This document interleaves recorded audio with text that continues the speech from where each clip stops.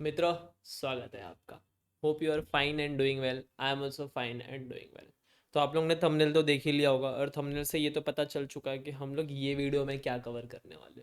So in this video we cover nothing but how to revise your DT का subject. ठीक है, DT का subject जो कि 100 मार्क्स का आपके सीए फाइनल लेवल पे आता है और वो one of the very lengthiest subject है, बहुत लेंदी है। एफआर जितना लेंदी है ना, उससे मुझे लगता है थोड़ा कहीं ज़्यादा डीटी भी लेंदी है। मतलब दोनों ग्रुप वन में जो एफआर को कंपैरिजन करते हैं तो ग्रुप टू के लिए कंपैरिजन में खड़ा होता है डीटी। तो अगर आप दोनों ग्रुप के लिए प्रिपेयर कर रहे हो तो हो सकता है डीटी आपके लिए थोड़ा चैलेंजिंग सब्जेक्ट हो जाए। And if are only appearing for the group two DT का पेपर तो हो सकता है वहाँ पे आप उसको मैनेज कर लो। Audio video all is clear. चलो स्टार्ट करते हैं अपना आज का session.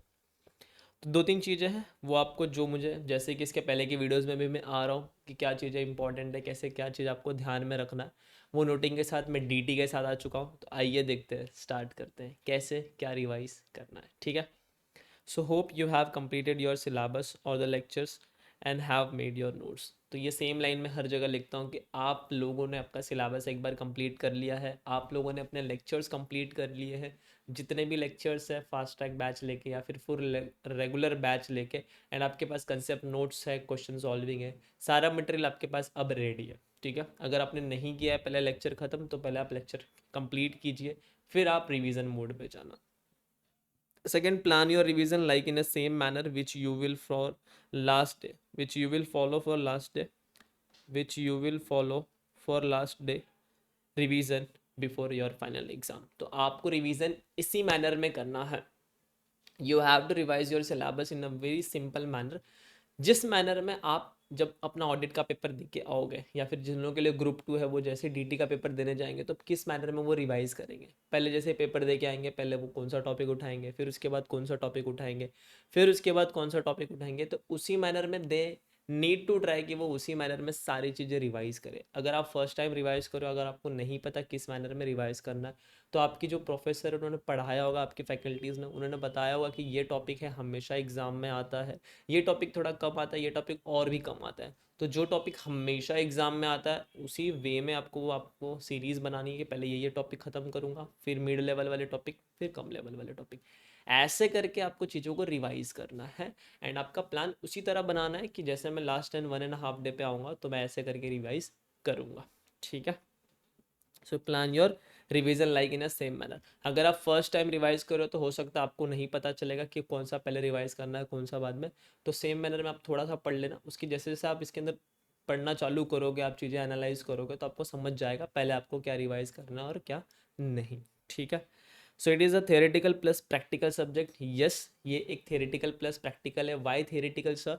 Because you here you have to learn your tax laws. जो भी टैक्स लॉज है वो आपको लर्न करने पड़ेंगे, रेट्स लर्न करने पड़ेंगे, उसके प्रोविजंस लर्न करने पड़ेंगे, लिमिट्स लर्न करने पड़ेंगे। Yes, it's a harsh truth but आपको लर्न करने पड़ेंगे। 50% होने के बाद, जैसे 50% पूरा आपका रेटाफिकेशन ही है डीटी के अंदर and 50% your application of your mind, कि अगर आपको लिमिट याद होगा तभी आप वहाँ पे क्लिक कर पाओगे कि इस पर टीडीएस लगेगा या टीसीएस लगेगा कि नहीं। अगर आपको लिमिट याद होगा तभी आप डिडक्शन इस पर क्लेम होगा कि नहीं होगा वो आप क्लैरिफाई कर पाओगे। तो मैं 50% नहीं बोलूँगा, मैं बोलूँगा 60 से 70% आपको रटना ही है और उसके बाद आपको एग्जाम में जाके उसको अप्लाई करना है। And yes, it is a application of law. You need to mug up the law कि लॉ क्या बोलना चाह रहा है क्या नहीं बोलना चाह रहा है। तो इस डीटी को याद रखने की आपकी लॉन्जिविटी कब इंक्रीज होगी पता है? अगर आपने पढ़ते टाइम उसके पीछे का रीज़न जाना है कि ये लॉ पिक्चर में क्यों आया, ये एक्ट पिक्चर में क्यों आया, ये प्रोविजन पिक्चर में क्यों आया। अगर आपको ये सारी बातें छोटे छोटे समरी वे में भी अगर आपको याद होगा ना, तो आपको डीटी याद करने में इतना प्रॉब्लम नहीं होगा। ठीक है, नाउ थेरी याद करना है, प्रैक्टिकल क्वेश्चन में अप्लाई करना है। एग्जाम में जो क्वेश्चन आएगा, क्वेश्चन नंबर 4 जो एक थेरेटिकल क्वेश्चन होता है, and your question number 6 might भी जो टीटीडबलए का एक इंटरनेशनल टैक्स का पार्ट का जो क्वेश्चन होता है, क्वेश्चन नंबर 4 बेसिकली पूरा थेरेटिकल क्वेश्चन होता है।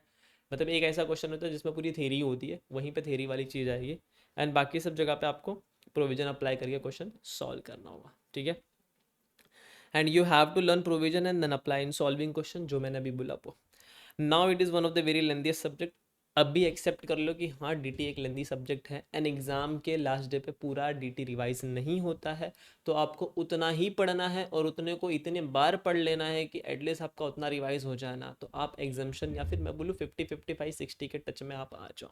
ठीक है, उतना ही लोड लेना है, उससे ज़्यादा लोड लेने की ज़रूरत नहीं है डीटी के सब्जेक्ट में, because already it is a vast subject. Got it. चलो, आपको क्या करना है, आपको सिलेबस क्लासीफाई करना है ऑलवेज कम चैप्टर, यानी वो ये वाले चैप्टर होंगे जो आपके एग्जाम में हमेशा आएंगे, जैसे टीडीएस टीसीएस हो गया, चैरिटेबल एक्ट हो गया, पीजीबीपी हो गया, हमेशा आपको देखने मिलेगा, डीटीडब्ल्यू हो गया, एनआर टैक्सेशन हो गया, इक्वलाइजेशन लेवी हो गया। तो ये सारे जो टॉपिक्स होते हैं ना, ये हमेशा टेस्टेड होते हैं एग्जामिनेशन के अंदर, इसमें से हमेशा टेस्ट होगा एग्जाम में। ठीक है, देन मिड लेवल कम चैप्टर, जो एक अटेम्प्ट में आता है एक अटेम्प्ट में नहीं आता, एक अटेम्प्ट में आता है एक अटेम्प्ट में नहीं आता, ऐसे चैप्टर हो जाएंगे। और एक रेयर कम चैप्टर जो आ गया तो 5 4 अटेम्प्ट में एक बार आ जाएगा, तो इसको आपको थर्ड प्रायोरिटी पे रखना है। फर्स्ट प्रायोरिटी पे आपको ऑलवेज कम चैप्टर पे फोकस करना है, उसके बाद सेकंड प्रायोरिटी पे मिड लेवल कम चैप्टर पे आपको फोकस करना है, एंड थर्ड वाले में आपको रेयर कम चैप्टर पे, जो आएगा तो ठीक है, नहीं आया तो कोई बात नहीं, बट इसको बस देख के जाएंगे, इसके जो भी लेक्चर्स है वो हम देख के जाएंगे। Got it. Let's have a bird eye view on the syllabus. मैं आपको एक बार सिलेबस की तरफ लेके जाता हूँ। सिलेबस से पहले मैं आईसीआई का जो वेटेड है डीटी के रिगार्डिंग, उस पर भी मैं थोड़ा लेके जाता हूँ। ये वाले वीडियो में थोड़ा नया है, देखो मैंने ये वेटेज निकाला, एंड ये जो आपका वेटेज दिया हुआ है आईसीएआई ने, उन लोगों ने इशू किया है इस वेटेज को 26 अक्टूबर को, एंड ये मई 24 वाले एग्जामिनेशन यानी उसके ऑनवर्ड्स वाले एग्जामिनेशन में। ठीक है, ये फॉलो होता है समवेयर समटाइम, जब अगर पेपर टफ बनाना होता है तो फॉलो नहीं होता है, बट मोस्ट प्रोबेबली यह फॉलो होता है। ठीक है, तो ये क्या बोलना चाहता है देख लो, ये बोलता है जो आपका कंप्रहेंसिव कंप्यूटेशन वाला जो पार्ट है एंड स्पेशल प्रोविजन वाले जितने भी पार्ट है, वो 40 से 45% एग्जाम में आपका वेटेज रखेंगे, एंड जो पार्ट 1 है उसका वेटेज 20 से 23% होगा, एंड पार्ट 2 वाले का वेटेज 22% होगा। इस पे आएंगे हम लोग, ये क्या स्पेशल वाली चीज़ें बोले, तो यहाँ पे टॉपिक लिखे हुए जनरल प्रोविजन टैक्स कंप्यूट करने के, स्पेशल टैक्स रिजीम वाले, optimisation of tax liability, tax planning करके, ये सब आपका 20 to 23% में आएगा। देन स्पेशल प्रोविजन में ट्रस्ट का, पॉलिटिकल पार्टीज़ का, ये सब चीज़ों का, फिर सिक्योरिटाइजेशन इन्वेस्टमेंट फंड, इन सब चीज़ों का, एंटी अवॉइडेंस, और अगर ये वाले जितने भी टॉपिक है ये आपके 20 to 22% में आएंगे। एंड ये वाला जो आप चीज़ देख रहे हो, tax admin and the applied mechanism, that is deduction collection recovery of tax, अभी हम लोग जाएंगे सिलेबस में तो आपको समझेगा। ये वाला जो पूरा पार्ट होता है, this part is coming in your examination 20 to 30 marks. तो ये जो डिडक्शन कलेक्शन रिकवरी है ना, ये आपका टीडीएस टीसीएस के रिगार्डिंग बात करता है, एंड टीडीएस टीसीएस आपके एग्जाम में 8 to 10 मार्क्स का कंपलसरी है, आपको आएगा ही आएगा। एंड अगर आप टीडीएस टीसीएस छोड़ के जा रहे हो तो आप अपने फेल होने के चांसेस इंक्रीज कर रहे हो। टीडीएस टीसीएस कभी नहीं छोड़ना है, कभी भी नहीं छोड़ना है। जिस तरह इंटर में नहीं छोड़ा था ना, उस तरह फाइनल में भी नहीं छोड़ना है। ठीक है, छोड़ना नहीं है। एंड ये सारे फिर इनकम टैक्स की अथॉरिटी, ये सारा पूरा थ्योरी हो जाता है कि उनके क्या प्रोसीजर चलते हैं, ऑल दिस थिंग करके। एंड फिर उसके बाद आपका इंटरनेशनल टैक्सेशन का कंटेंट आता है, जो कि एग्जाम में वेटेड है 30 से 35 मार्क्स का, आपको एग्जाम में देखने मिलेगा। यहाँ पे हम लोग ट्रांसफर प्राइसिंग एनआर, अभी मैं सिलेबस पे लेके जाता हूँ, आपको थोड़ा थोड़ा और अच्छे से डिटेल में समझेगा। देखो, let's come on to the syllabus. आपका जो डीटी का सिलेबस है वो 4 मॉड्यूल्स में क्लासीफाइड है, मॉड्यूल 1 मॉड्यूल 2 3 एंड 4। तो जो मॉड्यूल 1 है, इसके अंदर देर आर 8 चैप्टर्स। ये वाले जितने भी चैप्टर्स है, ये चैप्टर्स आपके सीए इंटर वाले ही चैप्टर है, बट यहाँ पे कुछ एडिशनल चीज़ें डाल दी गई है फाइनल लेवल पे, which is required as per the final level. तो बेसिक कंसेप्ट भी आपने पढ़ा है सीए इंटर में, इनकम ये भी पढ़ा है, which do not form part of total income. Then PGBP आपने पढ़ा है, कैपिटल गेन पढ़ा है, आईएफएस पढ़ा है। देन कौन सा इनकम टोटल एसएससी के इनकम में इंक्लूड नहीं होगा, ये एग्जामेशन वाला चैप्टर है। Then aggregation of income, set off, carry forward, ये सारा चीज़ ना आपने सी इंटर में पढ़ा है, बट यहाँ पे वापस से आपको पढ़ना होगा, क्योंकि अमेंडमेंट्स आते हैं इसकी वजह से। एंड दूसरी चीज़ है, थोड़ा एडिशनल पार्ट इसके अंदर डाल दिया जाता है पीजीबीपी के अंदर, फिर आपका कैपिटल गेन में डाल दिया जाता है। देन आपका ये वाला जो income from other person included in assessee's total income, इसमें डाल दिया जाता है, तो आपको पढ़ना पड़ेगा, और ये आपको एग्जाम में मिलेगा भी देखने।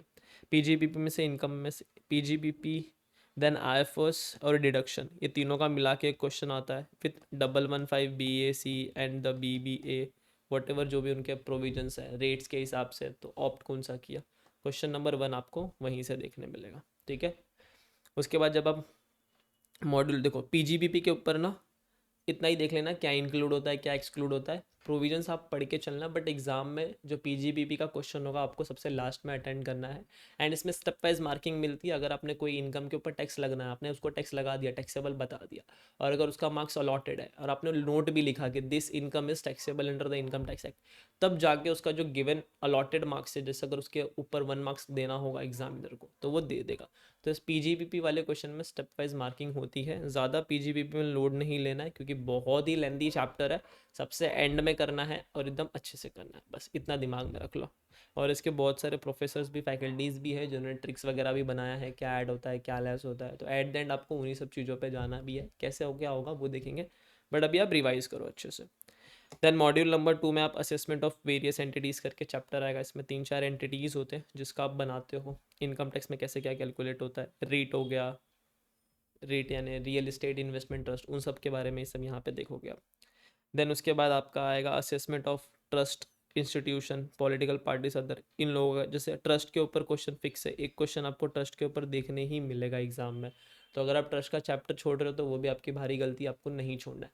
टीडीएस टीसीएस ट्रस्ट का चैप्टर, ये दोनों मिला के एग्जाम में 20 नंबर आराम से हाथ में आ जाते हैं। 20 नहीं तो 15 to 16 मार्क्स तो आपको मिल ही जाएंगे अगर आपने एकदम अच्छे से किया है तो। देन आपका tax planning, tax avoidance and tax evasion, ये वाले जो चैप्टर, ये थेरी वाले चैप्टर जो मैं आपको अगर बताना तो वही बता देता हूँ। This one is practical, this is also practical, this is also practical, ये भी प्रैक्टिकल। तो ऊपर वाले जितने भी है ना सब प्रैक्टिकल है, ठीक है। फिर यहाँ से ये इसमें भी थोड़ी बहुत चीज़ें आती है, एच और एलएलपी के बारे में कैसे क्या करना है उसके रिगार्डिंग टोटल इनकम के लोग बात करते हैं। देन ये वाला भी आपका प्रैक्टिकल है, ये आपका पूरा थेरी चल जाता है, ये भी आपका थेरी चल जाता है। तो आपको ये वाली चीज़ छोड़नी नहीं है, करनी है। देन डिडक्शन, ये पूरा का पूरा आपका प्रैक्टिकल चैप्टर है जहाँ पे आप मॉड्यूल 3 में टीडीएस टीसीएस इसके बारे में पढ़ते हो, एडवांस टैक्स के बारे में पढ़ते हो। देन आपका वो जो अंडर सेक्शन 234 ABC का जो इंटरेस्ट कैलकुलेशन है वो सारी चीज़ें आप यहाँ पे पढ़ोगे। देन इनकम टैक्स अथॉरिटी, अब यहाँ से ना पूरा थ्योरी चालू होता है मॉड्यूल 4 पे जाने से पहले कि इनकम टैक्स की अथॉरिटीज़ कौन है, ये इंटर में थोड़ी पढ़े थे। असेसमेंट प्रोसीजर क्या होता है, अपील एंड रिवीजन क्या होता है, डिस्प्यूट का कैसे रेजोल्यूशन करेंगे, मिसलेनियस कुछ प्रोविजन है। मिसलेनियस प्रोविजन ये पेनाल्टी के रिगार्डिंग वाले प्रोविजन होते हैं। पेनाल्टी कि बहुत सारे कंपनीज को लोन लेना up to a certain limit तक अलाउड होता है, अगर आप उसके ऊपर जाओगे तो आपको पेनाल्टी भरना पड़ जाएगा। तो ये पेनाल्टी वाला एक प्रोविजन आ जाता है यहाँ पे, और इसमें से भी एग्जाम में एमसीक्यू में क्वेश्चन आ जाता है देखा जाए तो। Then provision for counteract unethical tax practices, tax audit and the ethical compliance. So these are nothing but your theoretical chapter। इसमें से miscellaneous provision वाला मत छोड़ना क्योंकि पेनाल्टी एग्जाम में आ जाता है। एंड इनकम टैक्स अथॉरिटी, ये सब पूरा थेरी है, तो आपसे जितना हो पाए उतना आप एक बार ट्राई करना, बट जो जो प्रैक्टिकल है उसको तो छोड़ना है ही नहीं। देन ये मोस्ट इम्पॉर्टेंट इंटरनेशनल टैक्सेशन, इसको गलती से भी इग्नोर मत करना, नहीं तो एग्जामिनर आपको इग्नोर करेगा, डीटी का सब्जेक्ट आपको इग्नोर कर देगा जिसमें एनआर टैक्सेशन, इसके अंदर बहुत सारे रेट्स है, ठीक है।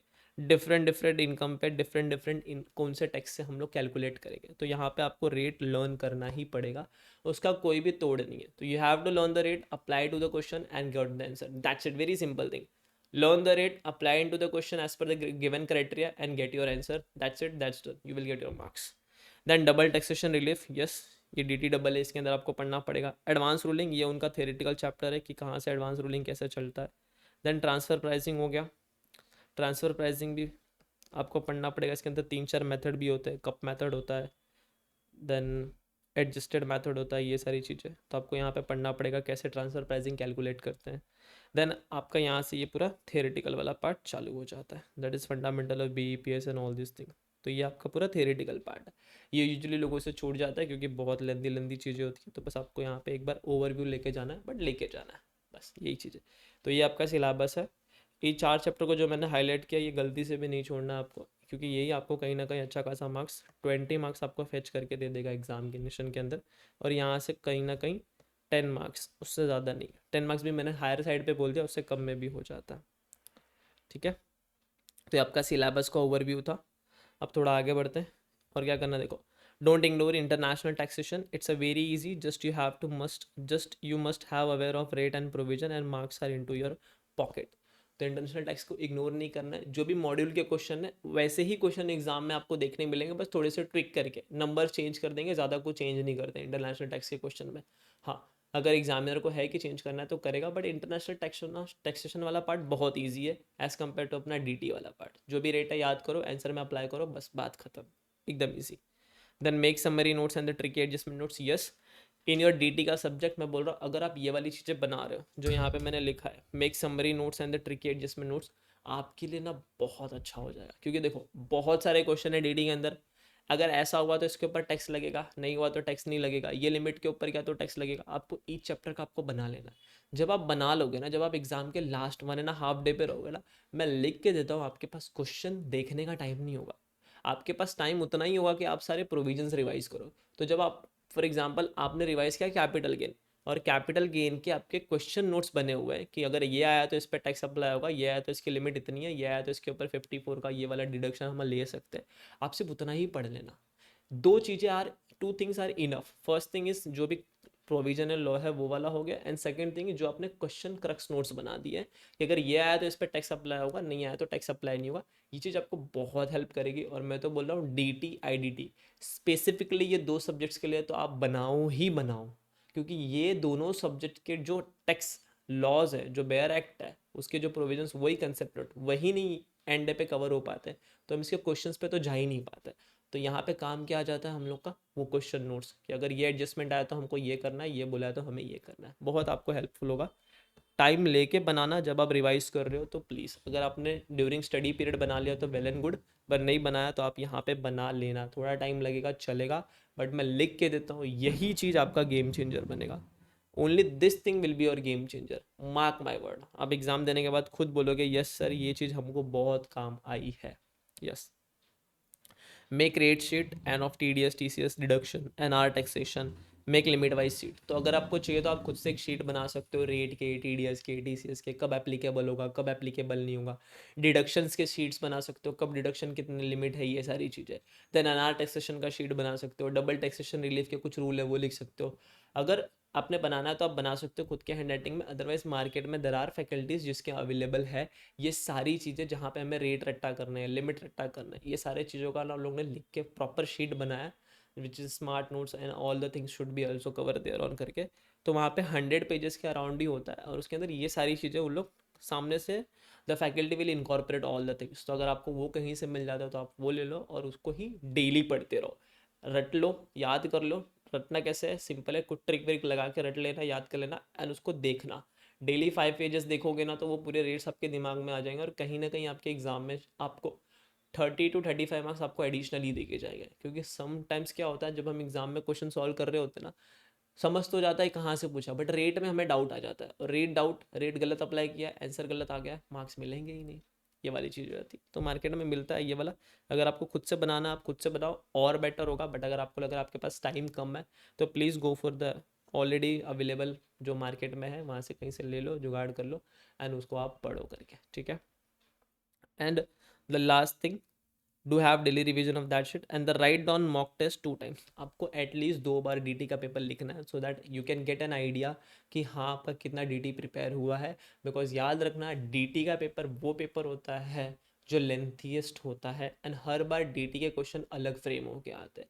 कभी भी डीटी का क्वेश्चन आपको डिक्टो एज इट इज़ नहीं मिलेगा। ये बात आपको याद रखनी है, हमेशा नया क्वेश्चन बनेगा क्योंकि अमेंड होता है सब्जेक्ट, एंड आपको हमेशा नई चीज़ें अप्लाई करनी ही पड़ेगी। कुछ चीज़ें सिमिलर होगी, पीजीबीपी में हो सकती है, उसके अलावा कहीं पे नहीं होगा। And if you are too weak, अगर आप बहुत वीक हो डीटी के अंदर, तो आप यूनिट टेस्ट दे सकते हो, जिसके अंदर 3 से 4 chapter, 3 to 4 chapter are included in to it, and just give the test of those thing करके, so that you can get an confidence over those topics, that you are capable to handle those kind of chapters when they are coming in to your examination, ठीक है। And amendment, yes it is very very important. People are tend to forget this thing, that पूरा पढ़ लिया, अच्छे से पढ़ लिया, एकदम डीटी दिमाग में बैठ गया, बट अमेंडमेंट भूल जाते हैं पढ़ना।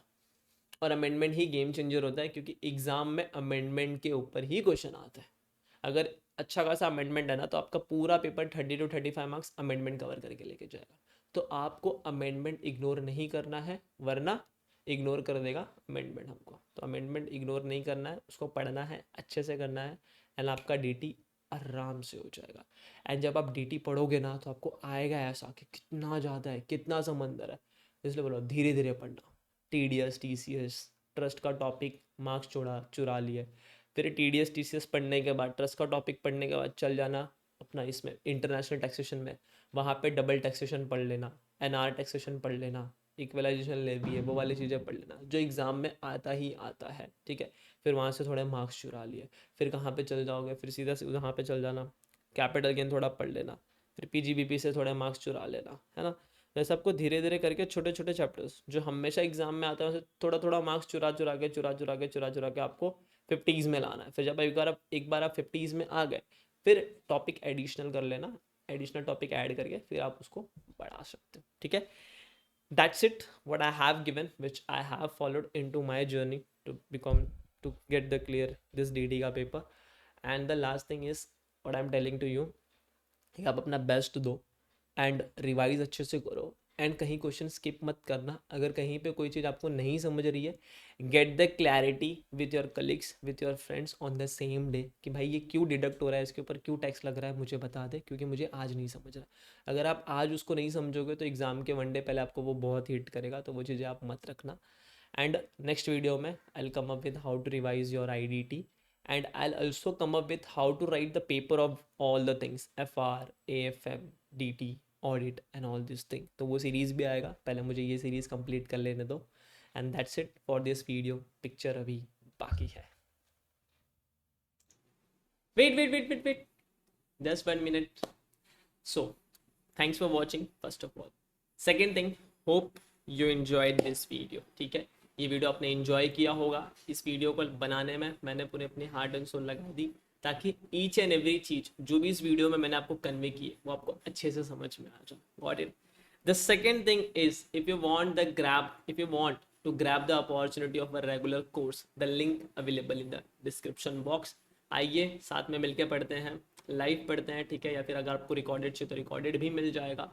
एंड सारे क्वेश्चन बाय हैंड मैं आपको सॉल्व कराऊंगा। फिर कंसेप्ट आपको, एवरी कंसेप्ट आपको समझाया जाएगा। एंड टेस्ट सीरीज भी होगा। एंड आई पास्ट के 3-4 अटेम्प्ट के क्वेश्चन पेपर MTP भी उस कोर्स में कवर होंगे। And I will make sure कि आपका वो कोर्स अच्छे से हो जाए and you got clear that particular paper and the subjects also, ठीक है। Fourth thing is if you want the video on any other topic, ठीक है, just leave a comment, I will come up with that video, got it। and the last thing is feedback, yes it is very much required and it is a request। हाथ जोड़ के request कर रहा हूँ कि please आप अपना feedback मुझे दीजिए। फीडबैक कैसे दे सकते हो? फर्स्ट थिंग, या तो आप कमेंट कर दो। सेकेंड थिंग, या तो आप गूगल फॉर्म भर दो जो आपको डिस्क्रिप्शन बॉक्स में मिलेगा। थर्ड थिंग, जस्ट आप इस मेल ID पे अपना फीडबैक दे सकते हो। So first thing is very simple, just leave a comment. Second thing, fill the Google form. Or third thing, you can just give a mail on this mail ID.